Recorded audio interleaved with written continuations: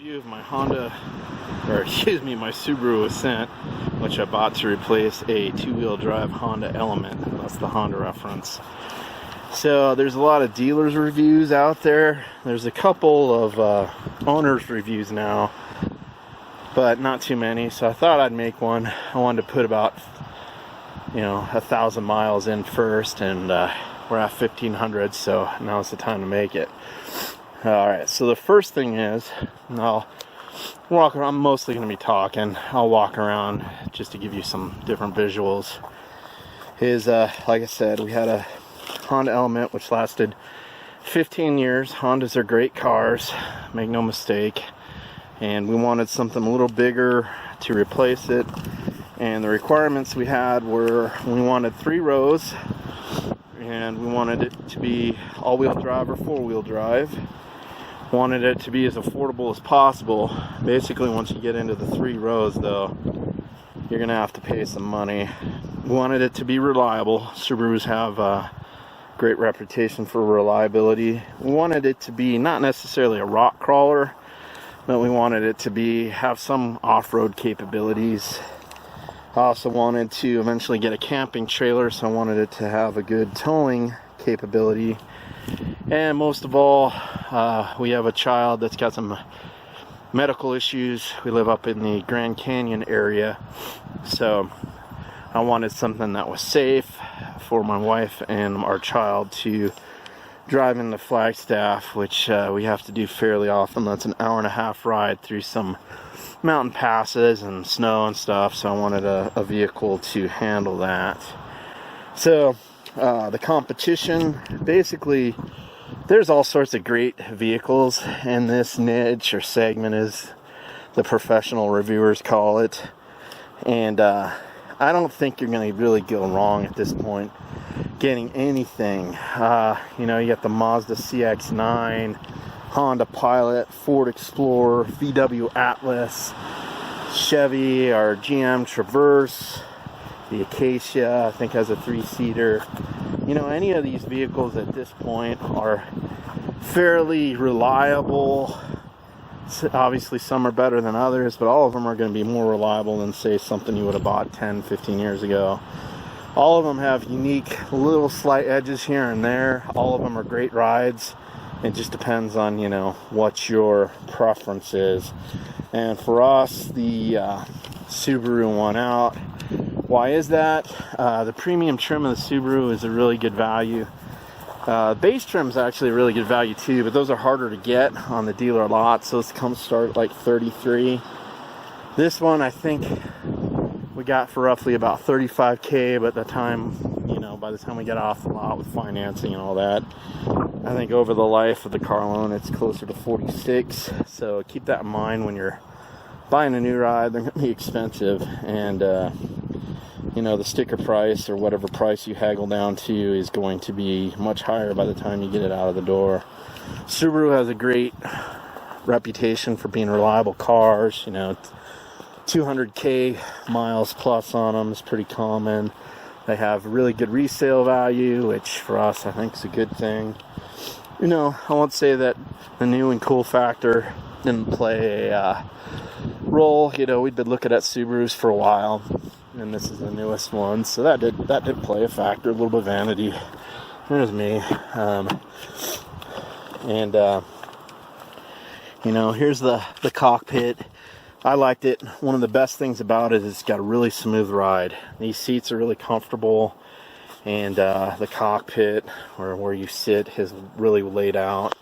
It's got a little infotainment center here, and all your gauges and stuff are easy to read, though I gotta tell you, there's all sorts of little symbols that pop up along here, and I'll turn it on here in a sec, that you really kind of need to read the manual, what's going on.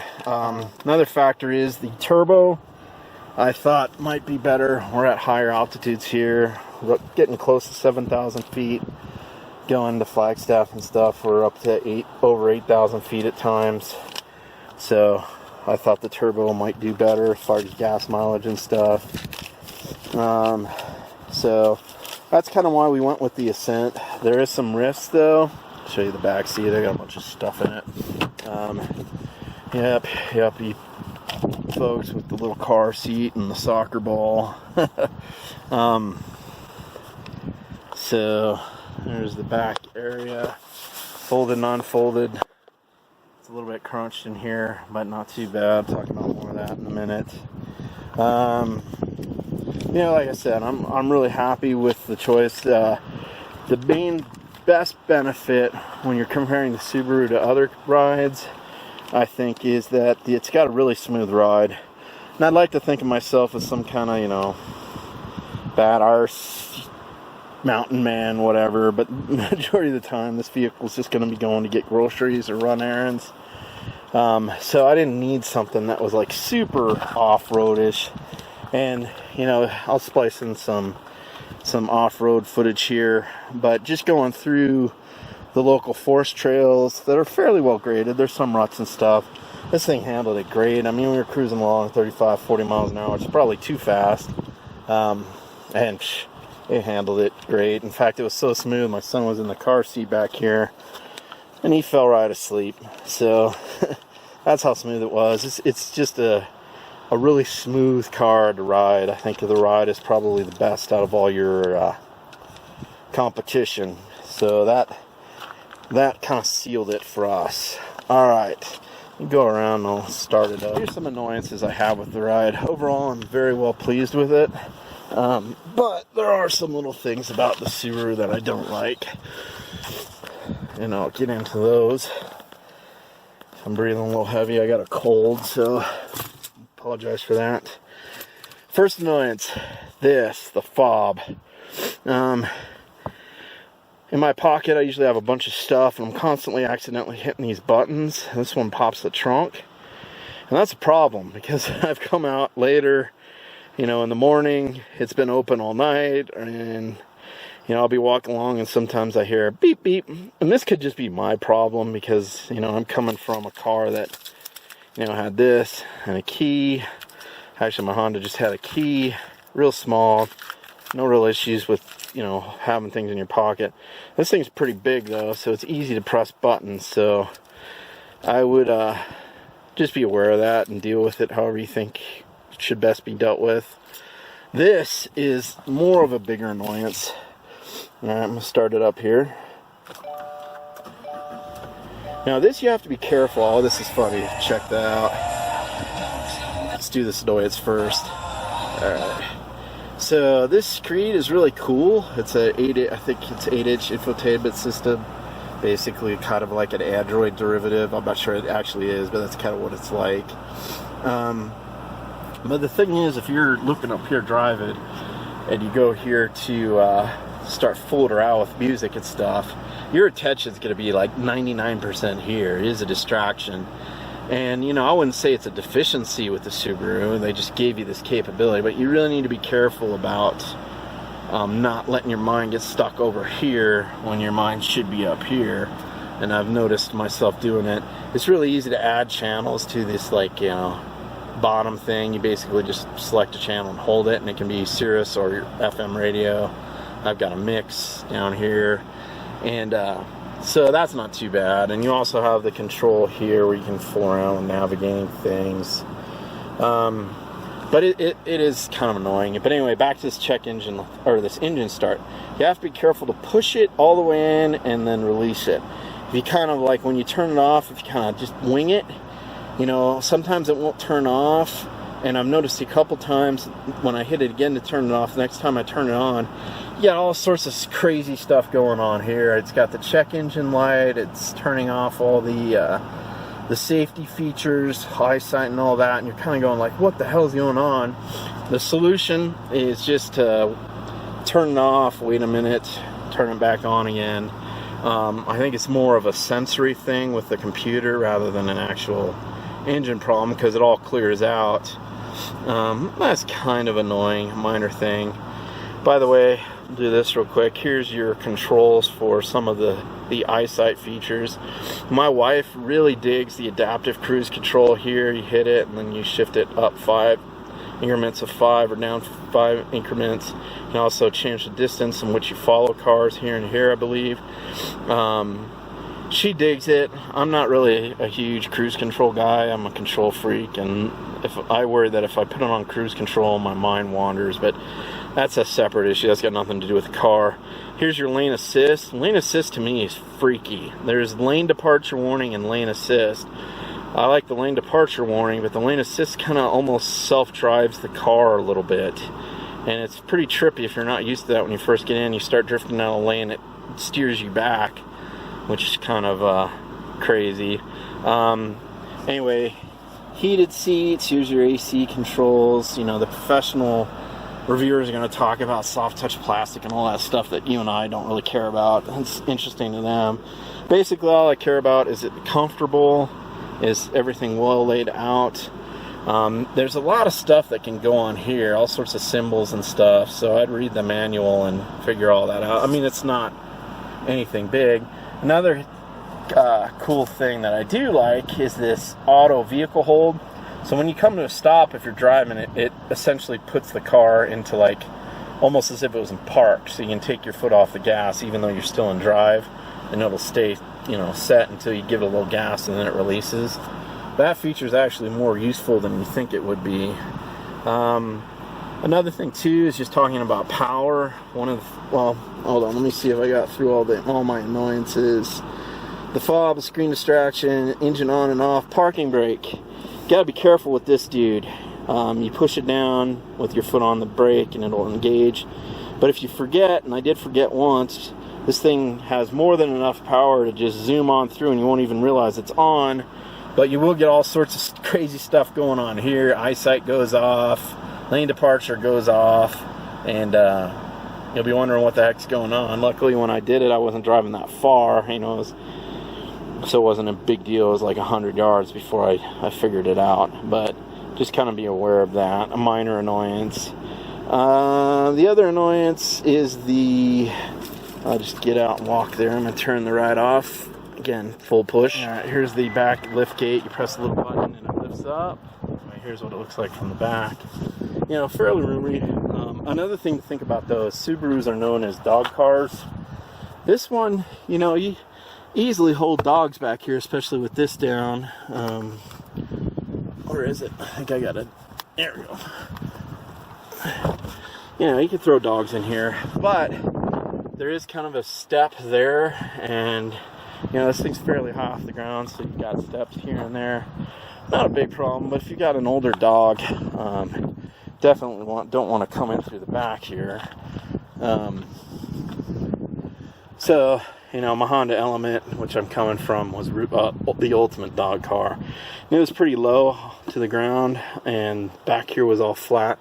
Also, even if you push these two seats down flat, with this model, the 7-passenger model, you're going to have the space between here, which if you're going to use it to sleep in, you know, throw a futon down, you probably got to put something in there. That probably won't affect most of you, but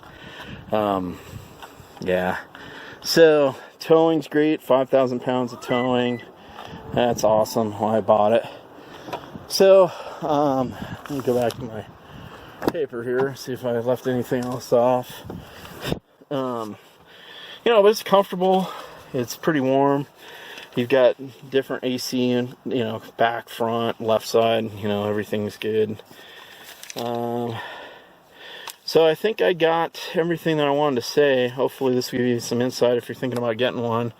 There are some risks with this model. I don't know if I mentioned this or not, but having a turbo and pulling things with the CVT, I'm hoping the technology's up to snuff for that, but some people were kind of saying, you know, if you want to play it safe, you'd want to, you know, V6 in the Honda or the Traverse to play it on the safe side, whether having towing a lot will affect your transmission.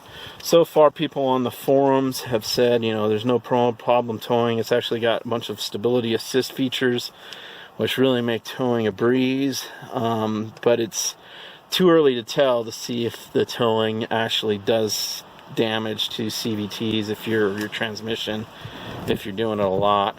And it's a first-year model. I extended the warranty out 3 years for 6 years. I'd recommend doing that because you just never know. Subarus have a really good safety reliability rating. little glass holder here and the way to spine your kids in the back.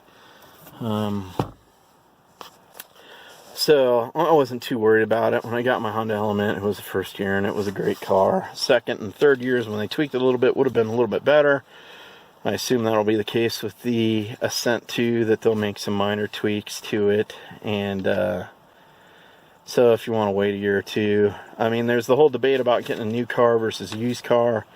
If you look at cars as solely an economic asset that depreciates, it's a no-brainer, get used rather than spending a bunch of money on a new car. But that's your choice to make. For me, this SUV is more than just an economic asset. This is something I rely on to get back and forth with my family, where if there's a breakdown, you know, it's an hour and a half, could be 45 minutes to 2 hours before somebody gets out there. It could be the middle of winter.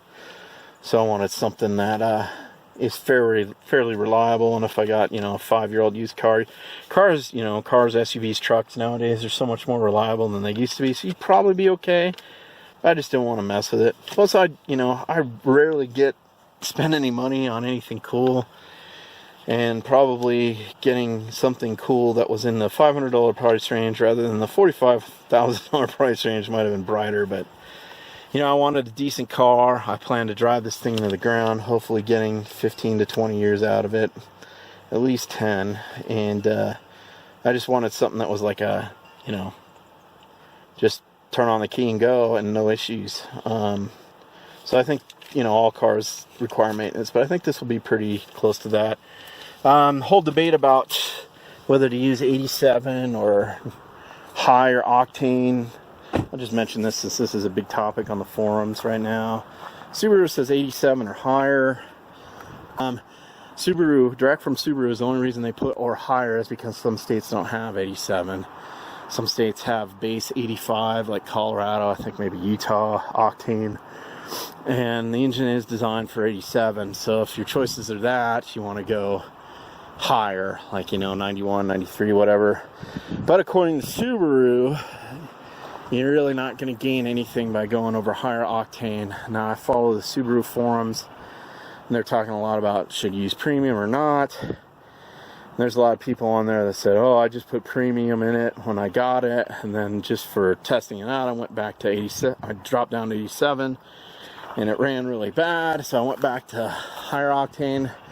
2 points there. I put 1,500 miles on this with 87 octane gas at high altitude. Works fine, no problems whatsoever. Got plenty of pep. You know, if there's somebody blocking you and you're going, you know, 60 and you need to pass them, you step on the gas, you're by them, boom, no problem. And again, one of the reasons I went with this car too, I don't know if I mentioned, is the turbo I thought might be better at higher altitudes, better performance, since it kind of does the compression of air. You're not naturally aspirated, I think. But I think the second point is, I don't know what the first point. Second point is that the people that are starting off with like 93 octane, then dropping down to 87, you know, in your break-in period, the computer's learning kind of how you're driving and adjusting everything. So if you go ahead and start it off with 93, then drop it down to 87, it's going to take the computer a while to account for that. So that could be some of the reasons why you're going to see people complaining that higher octane gas is better, and if you drop down to 87, it runs really bit. It runs worse. All I can tell you is my personal experience. 87 octane gas in this ride is fine, which is great because it saves money. I wouldn't have gotten it if I had to put the 93 in. Some people worry about long-term issues on having a turbo running at 87. I think the technology's caught up now where that isn't really an issue, but it could be. And again, you know, that's the whole thing with new models of cars. You just don't know. So we'll find out. But anyway, I hope these insights will help you determine what vehicle you should get, if you should get the Ascent or something else. I think ultimately it just depends. All of them are roughly about the same, but each one's got a little bit different, you know, slight advantages here or there. I think this one, if you want off-road capability, you want decent snow, and again, you know, it's all-wheel drive, but really what matters is your tires. I'm debating whether to get snow tires or not. I live in the Grand Canyon area, and we do get some pretty good snow up here, but not enough till I'm not sure if it's justified. But that whole going into Flagstaff and back, hour and a half away, if it's snowy, ideally I definitely want snow tires. So that might be something, you know. But the whole debate about, you know, oh, I need all-wheel drive and stuff, I went with it because I do plan to go on the forest roads and go camping and stuff, and I wanted something that would have some capability off-road, and I think all-wheel drive is better, even if you're just using all-season tires. But if you're in a snowier area, you know, if you got a two-wheel drive, you'll do better with snow tires than if you have an all-wheel drive that's just got regular all-season tires. So that's something to think about too. But supposedly Subarus have the best all-wheel drive system because it's constantly on. You're getting at least 20% or more going to the back always. So if you hit a patch, you at least got some traction in the back before the computer adjusts. Or the ones that don't have that, it takes, you know, a couple moments for the computer to figure out to send more torque to your back wheels here, and by then you could already be sliding out and already on your way to a bad situation. So, but anyway, tell me what you think. Good luck in your choice. I think if realistically, if you're mostly using this as a grocery getter, then I think the Ascent's a really good choice because of that smooth ride. Plus it's not a monster. You know, you drive the Traverse and stuff, you feel like it's a big car. This one, you really only notice that it's a 3-seater. When you're coming in and out of parking, you got to be a little bit more cognizant of what you're doing. Other than that, it feels like you're driving a car rather than an SUV. People talked about how, you know, when you go into turns and stuff, it's not the most responsive car, but again, coming from low-end four-bangers, this thing seems to handle just fine to me. So your mileage may vary. Let me know what you think of this review. Hopefully it helped you out.